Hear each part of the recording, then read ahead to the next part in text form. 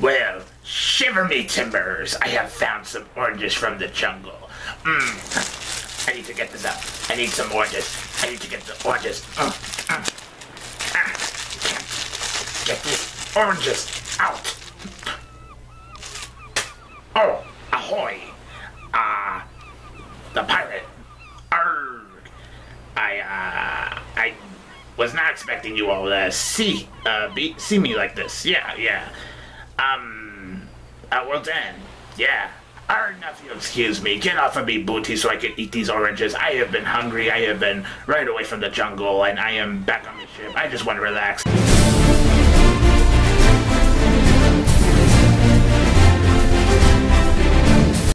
Hey guys, coming down the movie for you guys, continuing my Own It, Never Falking Seen It reviews, and of course in this video we will be doing our continual pirate movie review series. We already reviewed the first one on my channel, reviewed the second movie on Tony's channel, and now we're going to review the third film in the Pirates series. That is the 2000 sequel, Pirates of the Caribbean at World's End. So essentially the main plot of Pirates of the Caribbean at World's End is after the events of the second movie, Elizabeth, Will, and Barbosa are in a desperate act to find Jack. You know, he has now given his soul to Davy Jones' locker, so they're trying to simultaneously find him and also getting ready to take down Davy Jones.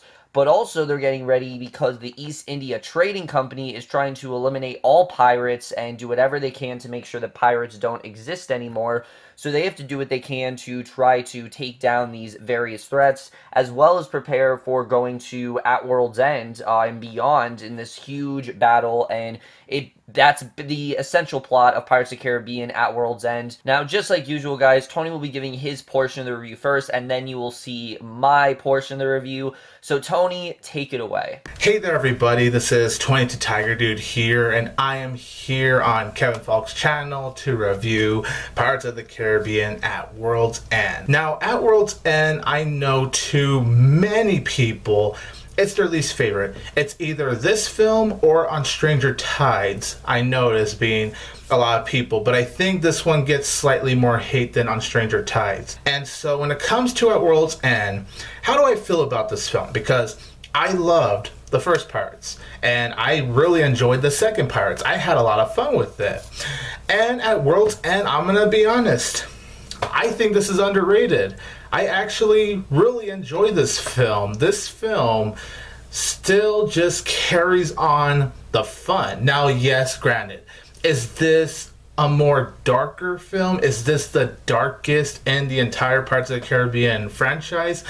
Oh boy, it is. But not everything in At World's End is such a downer. They do actually combine fun moments, comedic moments, along with dramatic moments. When it comes to the cast members, they all still do a very good job. Johnny Depp still is so good as Captain Jack Sparrow. He is still the Captain Jack Sparrow that we love, but he's not really the captain for the majority of this movie, which I think was a very interesting turn. It was interesting to see him not really being the captain and him having to accept the fact that someone else is now the captain. That's someone else being Barbosa. But Johnny Depp still does a really good job playing Captain Jack Sparrow. He's still the character I really enjoy. He does have some comedic timing, and at this point he just embraces the character. Orlando Bloom is still really good as Will, and I really did like how the film continued on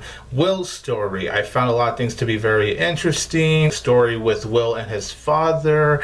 There's definitely things I don't want to get into too much detail with, but I did really like where the film was going with him. Keira Knightley also does do a very good job as Elizabeth, and it really is amazing how far this character has gone from the first film. And then, of course, Orlando Bloom and Keira Knightley, how they interact with each other is still so believable. I love the romance with Will and Elizabeth. I do think that one of the funniest scenes in At World's End, the climax I'm going to, of course, get to later, but one of the funniest parts in At World's End is actually in the climax when Will and Elizabeth are fighting, and then Will actually asks Elizabeth Elizabeth, will you marry me? And Elizabeth says, I don't think right now is the best time. And then that's when they ask Barbosa can marry both of them. Like, that scene I thought was hilarious. They're in the middle of this huge battle, and this is a huge battle, but they still have this will you marry me thing going. I actually thought that was clever. I was laughing so hard. Of course, I'll get more into the climax later, but that was one of the funniest scenes. And I do think how the film wrapped up the romance between Will and Elizabeth, I did find to be very interesting. I did really like that, especially in the post-credits scene, because all these Pirates films have post-credits scenes, after-credits scenes, I should say. So even what they showed in the after-credits scene of this, I was like, okay, that's really good. Geoffrey Rush is back as Barbosa because he was obviously not in Dead Man's Chest. It was really cool to see him in this film, and it's funny how he was the main villain in the first movie, and now he's just become one of the many characters in this franchise, and I really loved him here. I loved how he's now in charge of being the pirate, and Jack Sparrow, you know, he has basically taken Jack Sparrow's place, and I thought that was interesting how they wrote his character. He's still such a great character. He honestly is one of my favorite characters in the Pirates of the Caribbean series. And this series has a lot of great characters, but Geoffrey Rush, just the screen presence he brings as Barbosa is just unbelievably amazing. Of course, Kevin McNally as Mr. Gibbs, he does a really great job. Everyone in Jack Sparrow's crew, you know, as usual, they do a very good job. Stellan Skarsgård, really good. Naomi Harris as Tia Dalma, she does really good. Jack Davenport, even though he's not really in this film that much, he's still really good as the Commodore, or James. I thought it was nice to see him one last time. Yes, did he feel shoehorned into the story? Yeah, you could say he definitely did, but it was still nice to see this character at least one last time, because I always found this character to be very interesting. So for the small screen time that he did have in At World's End, it was really cool to see him. And then of course, Bill Nighy, I thought did a great job as Davy Jones, just like in the second film. Davy Jones is just such a compelling antagonist. He's not really in this film for the first half. Like, the first half does build him up, and then he shows up in the second half and things definitely get real with him. And the stuff that you see this guy do throughout this film, I get goosebumps nearly every time he shows up on screen, because that's how intimidating Davy Jones is. But what I did find really cool about Davy Jones, the movie does show that he's more than just this intimidating villain. He feels more personal at times. Like, of course, we still disagree with what he's doing. He's still horrible for what he's doing. But you get more of an understanding on why Davy Jones is the way he is. And there's a very interesting scene between him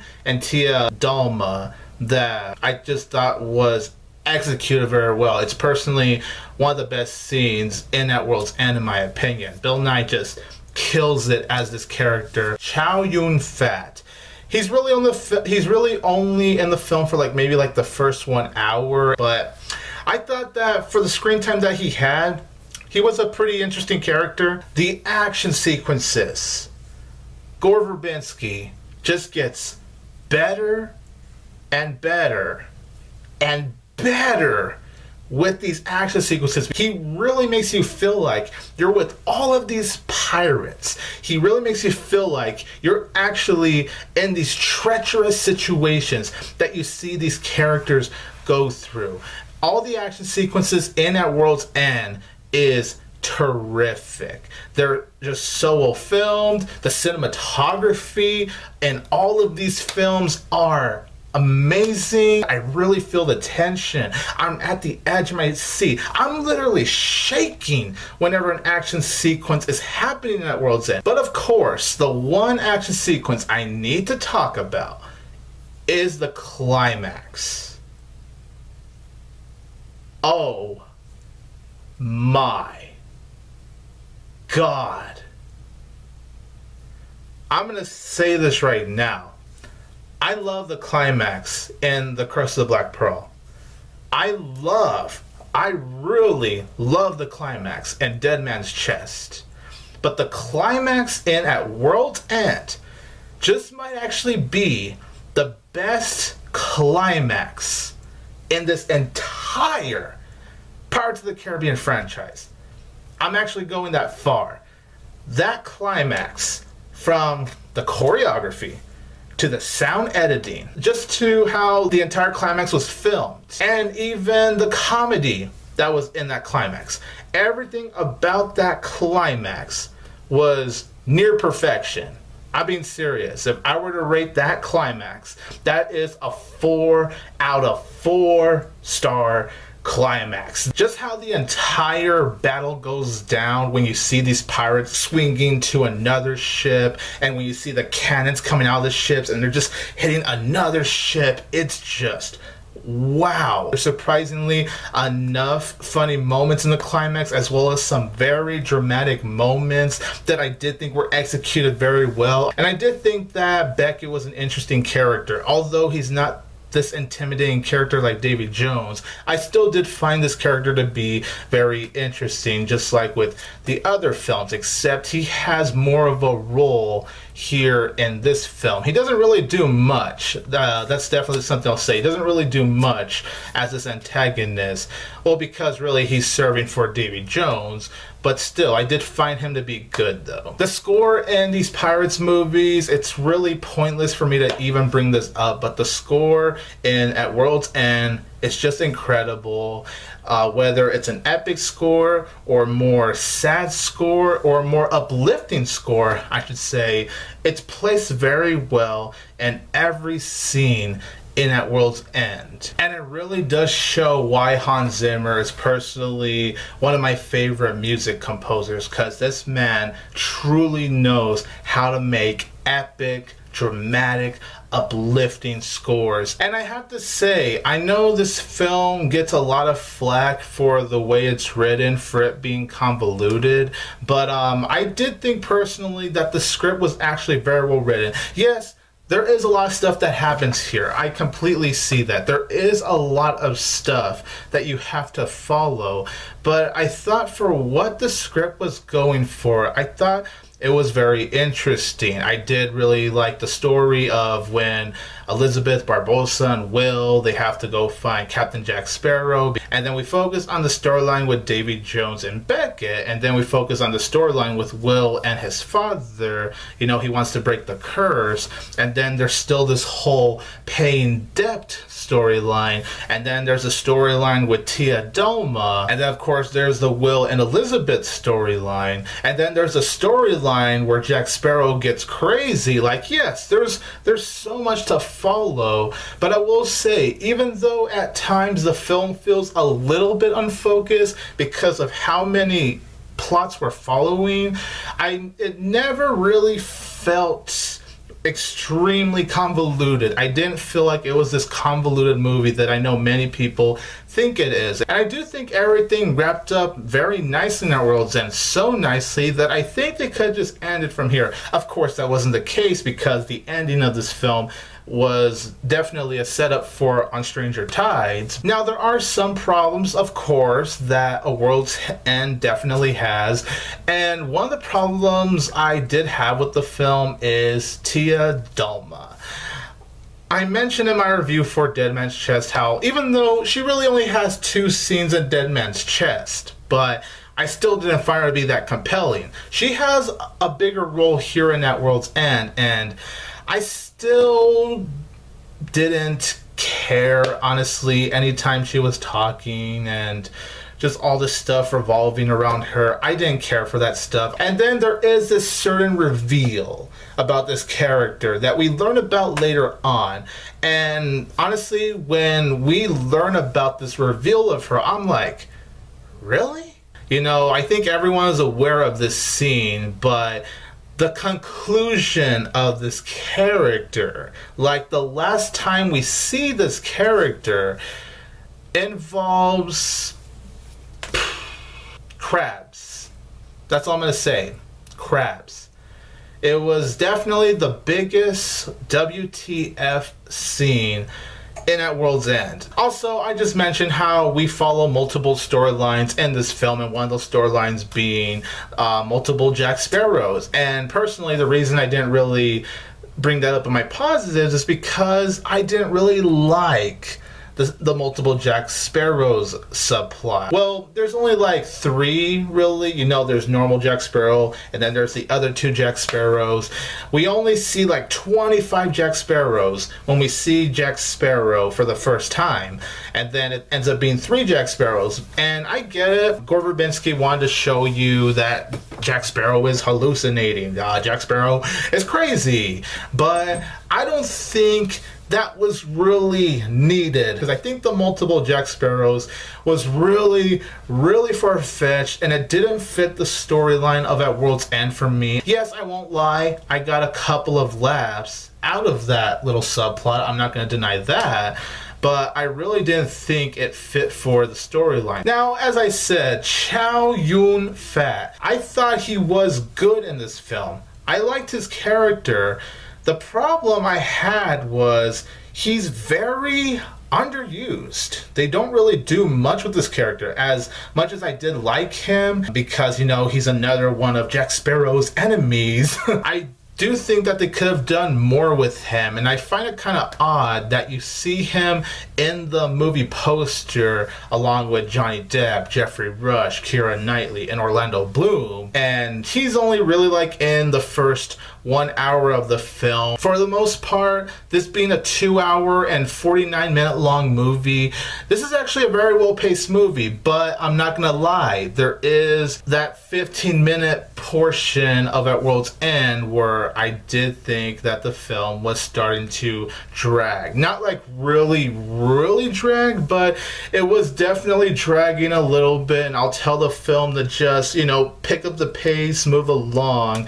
Really, besides that, I do think for the most part, it actually does move very well for a running time that long. And the film, like I said earlier, the film can feel a little unfocused sometimes because we're following so many storylines. And that was the same thing with Dead Man's Chest, but I think it was a little more balanced. Like, it was a better balanced movie, while there are times in At World's End where it did feel a little unfocused for me. Overall, At World's End is a very underrated film. I had a lot of fun with this film. The same way I had a lot of fun with The Curse of the Black Pearl and Dead Man's Chest, this film continues this journey forward. Yes, it is the darkest, and man, that opening scene, wow, that was a dark way to open a movie. But yes, as more darker as this film is, I don't feel like it sucks the fun out of this franchise. I don't feel like it sucks the life out of this franchise. This being a more serious movie, there is actually a lot of fun moments to keep it from being a 100% serious movie. And even if the running time is a little too long, the movie still compels me. I still love these characters. I thought the performances were very good. I thought Jack Sparrow felt a little more personal in this film, which I really liked, especially for the fact of the matter that he's not really the captain for the majority of the movie. Davy Jones is great. A lot of these characters are great. Gore Verbinski's direction is fantastic. The climax is the best in this franchise for me. The score is amazing. I like this movie. I had a blast with At World's End, and I'm going to give it the same rating I gave Dead Man's Chest, which is 3 out of 4 stars. So that is my review for At World's End, everyone, and I will see you on my channel when Kevin and I review Pirates of the Caribbean on Stranger Tides. So, Kevin, back to you, good sir. Tiger power! Thank you, Tony, and hey guys, now it is time for my portion of the review. So, Pirates of the Caribbean At World's End is a film that I was definitely very interested in for several reasons. One, I really enjoyed the first 2 movies, and especially the way the second movie left off. I was very excited for this movie, but I also went into it very open-minded because this is most likely the most controversial Pirates film. Some people really love it. Some people say it's really terrible. Some people say it's really where the franchise went downhill. And after watching this movie, Honestly, I don't really know what people are talking about because while this movie, yes, is very lengthy and it certainly is a lot more epic than the first two movies, it is a hell of a lot better than what most people say. I, for the most part, really enjoyed At World's End. I think it honestly is pretty close to great. I really did like this movie. I was into it for most of it, and I think overall it definitely is very well done. But as usual, let's just get in this movie, starting off with the cast. Now, unlike the first two movies, which did have a handful of players, this movie's cast is humongous. I mean, there are so many people in this cast. There's so many people to talk about. I'm obviously not going to talk about everyone. I'm going to talk about the people that I think are the most important, and we're going to go from there. Of course, we have to start with the captain himself, Johnny Depp as Captain Jack Sparrow. Once again, he is fantastic in this movie. I really did love his character. You know, this is someone who he's on Davy Jones' ship, and he's starting to go a little bit crazy. He's seeing like these multiple versions of himself, and I'll get into that and things like that, but he obviously does get rescued. I mean, he's on the cover. I don't really think it's much of a spoiler to say that he does in fact get rescued. But I thought overall he was just as fun, just as charismatic, and he also plays a little bit more of a vulnerable role because he actually has to step down in this movie. He isn't necessarily the captain. He's clashing with Barbosa, he's clashing with Elizabeth, and I thought it was an interesting angle to take Jack Sparrow, and I really did like that with his character. I thought he was definitely very interesting in this movie, and Johnny Depp continues to really kill this character. He's just so charismatic, so fun to watch, and you can't help but really love him. Even at his worst moments, you can't help but really love Captain Jack Sparrow. He just does such a fantastic job, and I really did love what he did here. He, as usual, was fantastic. And then Orlando Bloom as Will Turner, this is by far his biggest movie yet. I mean, while I do think he's had a lot to do in the first two movies, this is his biggest one because he's facing a lot in this movie. First of all, he is going up against Davy Jones. He knows that Davy Jones is someone that he wants to take down because, you know, his father's there and everything, so he's focused on doing that. And he's also trying to, you know, rescue his father, and he's also trying to, you know, figure out what to do, you know, really how to handle this whole situation, especially when a certain twist with Davy Jones comes up, which I will talk about when we get to the writing and things like that.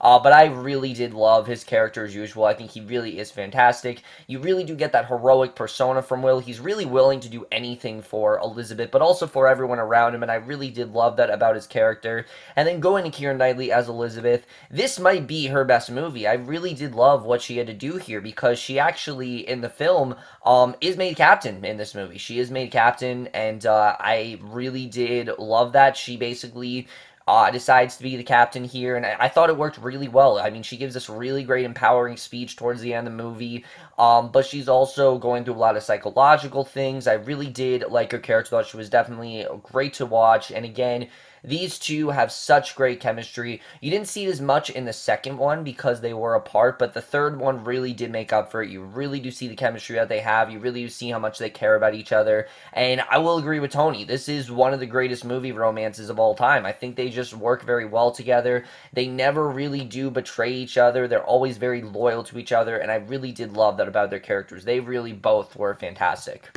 Now, if you guys remember in the first movie, I said Geoffrey Rush was the highlight. Second one, I thought Johnny Depp absolutely stole the film. This one, Geoffrey Rush, again, is fantastic as Barbosa, but he has a very different role in this movie, because unlike the first movie, he's a lot more heroic here, but he also is the captain. He's trying to maintain order, and he's trying to keep things in control, and there's a lot of clashing between him and Jack, and a lot of their scenes throughout the first movie really do help for the comedy here, but I also really did like Barbosa in the sense that he's kind of the most well-rounded. Like, he has a lot of really intelligent plans, and he really knows what to do. He knows how to go up against Davy Jones, and I really did like that with his character. He, in many times, is kind of like the not moral compass, that's not the word, but he's the most rational, definitely. Out of everyone, I think he definitely is the most rational. I think he definitely knows very well what he's doing, and I really did like that with his character. He was just a lot of fun to watch. I really did miss Barbosa in the second movie, so I was very happy to see him come back here. He was absolutely fantastic. I love what he did here, and as usual, he was just as good as he was in the first one. Bill Nighy is Davy Jones. It's an interesting role in this movie because he's not in this movie that much until the second half of the film. The first half, like the first hour, we see him briefly, but we don't hear a lot about Davy Jones. he still was fantastic. Though I love what Bill Nighy did here. I thought he really did a great job. They really do try to humanize him more here. They go more into his backstory of what's really up with him, how he turned into this, like, sea monster, how he became the Captain of the Flying Dutchman, and I thought it actually worked really well. You honestly kind of do sympathize with Davy Jones a bit in this movie. You understand what he's really going through. You still don't like the guy, obviously, because of who he is now, and he still is a very powerful force, but I really did like the way they tried to humanize him. I thought that honestly worked really well. Stellan Skarsgård has a much bigger role in this film as Bootstrap Bill, but I already taught him a lot in the second film. Not really much of a difference in the third movie. You know, Will's trying to get him off the ship, but Bootstrap Bill is trying to let him know, look, I'm like a part of this ship. It's not really going to work out, and I definitely really did like the arc going on with him. I thought he definitely was really great. And then the only other two characters to talk about, I'm sorry guys, there are a lot of characters in this movie. Chow Yun-Fat is the new actor in this movie. He is on the cover of this film. And don't let that confuse you, because he is not in this movie nearly as much as you think. And Captain Fang, to be honest with you, I thought he was good in this movie, but I honestly thought he was kind of a bit wasted. I don't really think they did enough with him, unfortunately. I think they could have easily used him a little bit more. But what we got of him, I did enjoy. I thought he overall did a really good job. I thought he definitely was a good character. How he didn't really want to help them because of things that Jack had done, but eventually he does good on their side. I did like his character, but like I say, just not nearly in this movie as much as the cover and the trailer of the film really does entail. Don't let that, you know, throw you off, because he's really not in this movie as much as you think. And if I had one complaint, I do think that he wasn't used nearly as well as he could have been. I think they could have used him a lot better, but my main problem with this movie has to be the villain here. I didn't talk about him in the first movie, but in the second movie, but Tom Hollander as Cutler Beckett, I was not a fan of, I have to say. I think that he was extremely wooden. I think that he really didn't do anything that amazing. I think this is, yes, he does want to take down the pirates, but because of how great Davy Jones, because of how great Barbosa was, Beckett just doesn't really compare. I think he did do a good job. There are some scenes towards the end of the movie where I definitely did feel his menace, but for a lot of the film, he was just kind of a douchey guy, and I just didn't really feel like, why is this guy the main villain of the movie? I felt like Davy Jones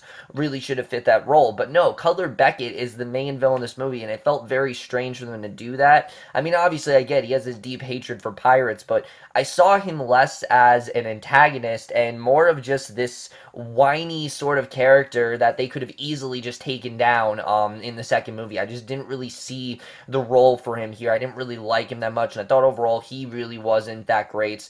Everyone else does a good job. Jack Davenport does come back as Norrington. Not really much going on with him, but I definitely did like everyone in this movie. I thought overall everyone really did do a good job. I also have to talk about Naomi Harris in this movie. Naomi Harris was in the second one as Tia Dalma in like 2 scenes, but she is in this one in much greater length, and there's a great twist for their characters that I definitely really did enjoy. Overall, guys, everyone really does do a great job. I'd be here forever if I talked about every single character in this movie, but everyone really does a phenomenal job, and in terms of acting, I still think the acting is really great here. So now let's get into the more controversial stuff with this movie, the directing and the writing, because a lot of people say this is where the movie went wrong. The directing was wrong, the writing was wrong. I don't know if I necessarily say that. I think Gore Verbinski still did a great job directing this movie. A lot of people say, oh, this movie's ultra dark. Yes, it definitely is the darkest of the 4, but it does have some great comedy in there. There's some really great stuff, interplay between Jack and Barbosa, and how Jack has these ridiculous plans and how Barbosa doesn't. I think that was definitely really fun to watch.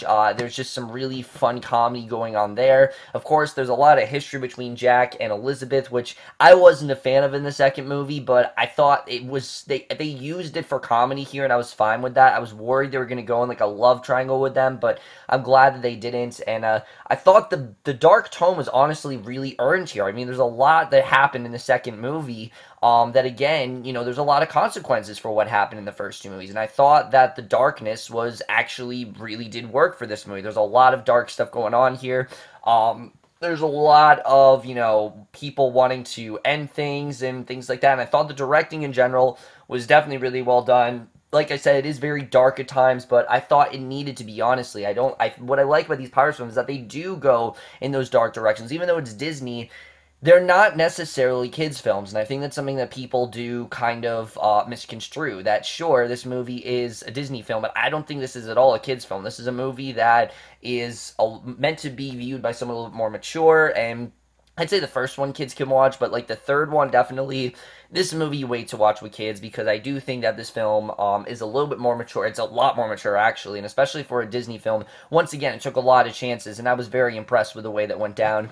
Now we get into the writing, because here's where people really do go on about this movie, that, oh, this movie's a clusterfuck, and oh, there's so much going on. Honestly, I wasn't that confused with this movie, to be honest with you guys. I thought that the plot was pretty straightforward with them trying to rescue Jack and everything. And sure, there are about a dozen other subplots in this movie, but I thought it worked because it's adding more character development for Will, it's adding more character development for Elizabeth, it's adding more character development for Barbosa. I thought most of the subplots actually worked fairly well in this movie. Sure, there are some stuff that I just don't really understand. Like, for example, there's this subplot involving Jack where he sees all these different versions of himself, and I don't really know what Gore Verbinski was trying to get there. The jokes there didn't really work. I just found it kind of weird, and it seemed like Gore Verbinski was just doing that to add this sense of like Jack's just crazy, but I didn't really see it that way. I don't know what he was really trying to get at there. That I thought was very strange and random. The other plot twists actually thought were fairly good. There's this great plot twist involving Will where he wants to take down Davy Jones, and essentially, if you kill Davy Jones in this movie, you can kill him, but you become the captain of the ship. And I actually thought that was a fairly well done twist, and I actually really do like that because it adds stakes to the story. You know, it's not as simple as just killing Davy Jones, because you think, okay, why didn't they just kill Davy Jones in the second movie? Well, it's not that simple. I mean, if you kill Davy Jones, you have to become the captain of the ship forever, and Will would in turn lose Elizabeth if he does do that. So I thought that was definitely a very well set up arc. They set that up definitely very well. I really did like the way that that was done. We get a lot more into, like I said, the backstory of the characters, especially with Jack and him being the pirate lord and things like that. I thought that was definitely very well done. I will admit the movie does feel he's a lot more complicated of a character than the movie really is. I mean, I don't think Jack Sparrow is all that complicated of a character. And I will admit, yes, it would help if we saw a little bit more of Jack's backstory. We hear about it, but I just want to see a little bit more of it, honestly. I think they could have done more when it comes to Jack's backstory. I thought Elizabeth was still really great here. I thought her arc going on here was great. There's one subplot with her that they start in the beginning of the film, and then they just kind of forget about it. I don't really know why they did that there, and I will definitely say it. There are quite a few arcs in this movie that are dropped pretty quickly, and I don't think they needed to be. I think the writing, yes, it is a little bit scattered at times, and there are some things that I do think could have been a little bit more focused on that they just kind of went away from. But what I really thought this movie of, to be honest with you, was like a three-part miniseries. The first half of this movie is them trying to rescue Jack, and then Jack eventually coming home and their reaction to him. The second half is them really building the army and planning out what to do, and then the third half is this really big battle, and honestly, I thought it worked pretty well. The movie I never was taken out of this movie, to be honest with you. I think there were definitely some things that were very well done, but I also will admit that there are some things in here just for, you know, just for, you know, scenery and things like that. There's this one scene in particular that's really well choreographed involving this, like, rocking ship, and I felt like it was just there just to add tension and just to add thrills to the film. That's really the only reason why I thought it was there. There definitely is more of that in this movie, but like I said, I do think it flows a lot better than people say. I will admit that it is a little bit scattered at times, and there are some things that aren't as earned, definitely, particularly in the first half of the movie. The way the movie starts out, I thought was definitely very strange. I think it starts a little bit too abruptly, especially when it comes to them rescuing Jack. I thought it just started really abruptly, and I think it could have had a much better opening. And the first, like, 30 or so minutes, I really was not as on board with the film.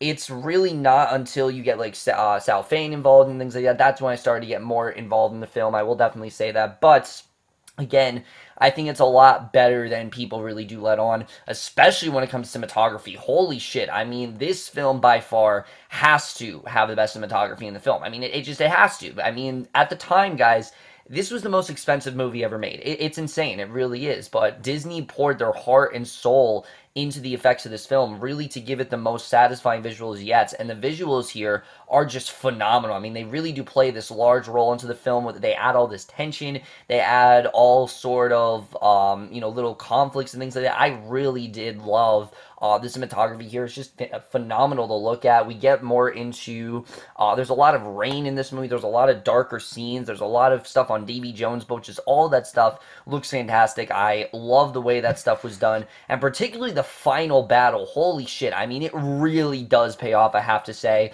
I was very satisfied with the final battle overall, and the outcome of everything that went down, I thought was honestly really well done. I really did love everything that went down that final battle. I think all that stuff was definitely very well handled, and I was very happy with the way all of that was really done. I don't really think they got the final battle wrong at all. I think the takedown of Davy Jones was great. And again, I'm not going to spoil it because just like the first two movies, I didn't go into spoilers. I don't think Tony did either. So I don't think it makes sense for me to go into spoilers. But I will just say the payoff was fantastic. And I really did get that sense of closure that the movie wanted me to. I thought they definitely handled all that particularly very well. And again, a lot better than people really do say they do. I think the final battle, honestly, deserves a lot more credit than people give it. I was really impressed with the final battle, and I wish people gave it a lot more credit because I think it's definitely very worthy for what it is. So I was very impressed with that. The score in this movie, again, is also fantastic. Not just the pirate score, but also the little theme that would play when Jack concocted some, like, really ridiculous idea. You know, the da-da-da, da-da-da, da-da-da. I think it was just a lot of fun. I definitely really did enjoy that. It was very playful, and I think, again, it really did counterbalance well with the darker moments here. I think definitely they've used that very well. Now, the editing. This movie is almost 3 hours long, and I will be the first to say, no, it did not need to be 3 hours long. There are definitely some scenes that do drag on a bit, some scenes involving Beckett and Jack that I just thought weren't exactly needed. I think Beckett's role could have been a hell of a lot more condensed in this movie. And also, there's a character in this movie that looked like he was going to have a much bigger role, and they don't really use him at all, and he's killed off before he can really have anything that major to do in this film, unfortunately. Now, I get it, obviously, why they had to go in that direction, but again, it was a character that I thought shouldn't have even brought back in the first place, and I really thought that by killing him off, it just further showed that he really didn't need to be here. I really found it to be a little bit unnecessary, and his death, I just didn't think was as strong as it really could have been, and I do think that the editing, it could have been trimmed down just a little bit more. The movie, it should have been close to the length of Dead Man's Chest. No longer than that. Dead Man's Chest was long for a reason. This one's even longer, and I do think that it needed to be long, but not as long as it is. So when it comes down to it, guys, At World's End's a film that I honestly really did enjoy. I don't think it's given enough credit. Is it as good as the first two? No, I definitely will say that. I think it's a little bit more scattered. I think that there's just there's a lot of characters in this movie. There's a lot of stuff going on here. I don't think it's confusing, though. I think this is just a movie you need to pay attention to, and I really wasn't confused by what was going on. I do think, overall, it is a very satisfying finale. I was very impressed with what we got here. I do think that the film is a bit too overlong. I think some things were just kind of there, just because Gore Verbinski wanted to get weird with the story. Like I said, the multiple Jacks and things like that I don't really think worked out that well. There are some plot twists that I don't really think hold up as well as some of the other ones in the film. And but like I said, I do think this film is overall a lot better than people do say. And I definitely am going to give Pirates of the Caribbean At World's End a 3.5 out of 5 or a B. So overall, guys, that's it for our portion of the Pirates of the Caribbean reviews. Let me know what you guys thought of this movie. Of course, huge thank you to 22TigerDude. Of course, love doing these reviews with you. Really are doing a phenomenal job, I have to say. And look forward to our final review of On Stranger Tides over on his channel. But overall, guys, for our review, hope you guys enjoyed it. And we will see you guys in our next video, like I said, on Stranger Tides. And I will see you guys in my next video. Not sure what's going to be for yet, but I will see you guys for that. Okay, bye.